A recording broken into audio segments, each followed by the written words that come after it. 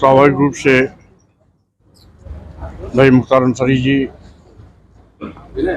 लंबे अरसे तक हम लोग विधानसभा में साथी रहे हैं, कई बार के विधायक रहे और एक समय था जब हम लोग पार्टी में भी साथ साथ थे। तो स्वाभाविक रूप से जिस तरीके से सरकारी तंत्र ने सारी नैतिकता बनाए ताक रखकर उनके साथ घटिया मानसिकता के साथ काम किया है, अत्यंत निंदनीय है। आज पूरे प्रदेश में सरकारी अराजकता का बोलबाला है।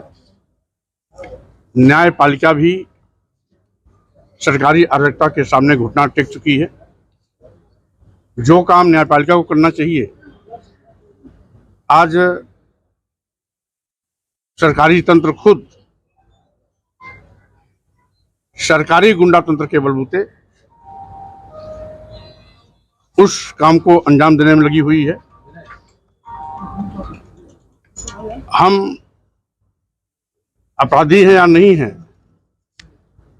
ये फैसला न्यायपालिका को करना होता है।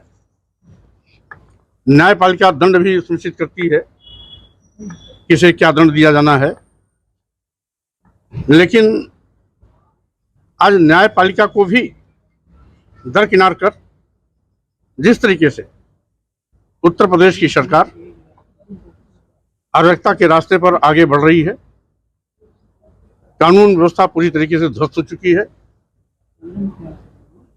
कानून नाम की कोई चीज नहीं रह गई है। और मुख्तार अंसारी जी ने जिस तरीके से जेल में जहर देने का आरोप लगाया था, जहां तक कि माननीय सर्वोच्च न्यायालय में उनकी याचिका भी इस आशय की पड़ी हुई है, जहर दे करके मारने की साजिश का जो आरोप था, इस घटना से सच साबित हुआ कि सरकारी अराजकता लोगों की पकड़ में आ गई। एक और डॉक्टरों की टीम मुख्तार अंसारी जी को फिर बता करके अस्पताल से डिस्चार्ज कर रही है, जेल भेज रही है, और कुछ ही घंटे बाद दिल का दौरा पड़ना इस बात को साबित करता है कि वो अस्वस्थ थे, पूरी तरीके से अस्वस्थ थे, उनको अस्पताल में रहना चाहिए था। सरकारी तंत्र के दबाव में उनको फिट घोषित करके जबरियन जेल भेजा गया। नतीजा हुआ कि वो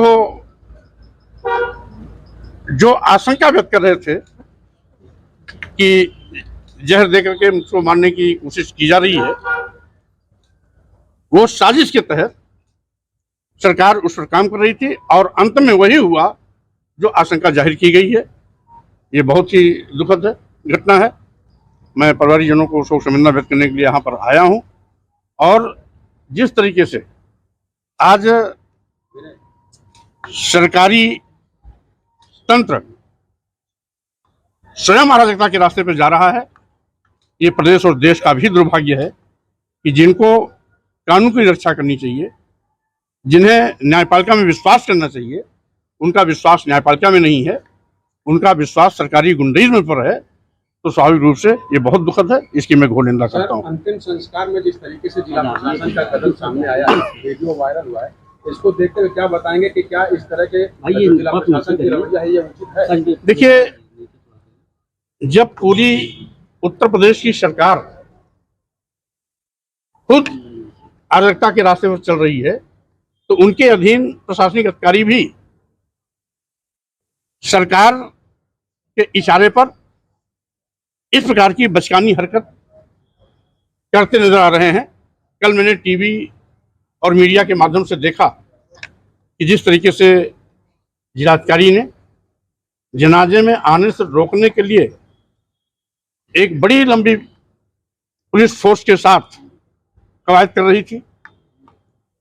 यहाँ तक कि अफजल अंसारी साहब जो सांसद भी हैं, आप भी कई बार विधायक रहे, सांसद इसके पहले भी रहे, वर्तमान में भी सांसद हैं। इनके साथ जिस बेहूदगी से जिलाधिकारी बात कर रही थी, हम समझते हैं सारी मर्यादाओं को बलाए ताक रख करके सरकार और सरकार के अधिकारी मनमानापन और अराजकता के साथ लोगों के साथ दुर्व्यवहार कर रहे हैं। और लाखों की उमड़ी हुई भीड़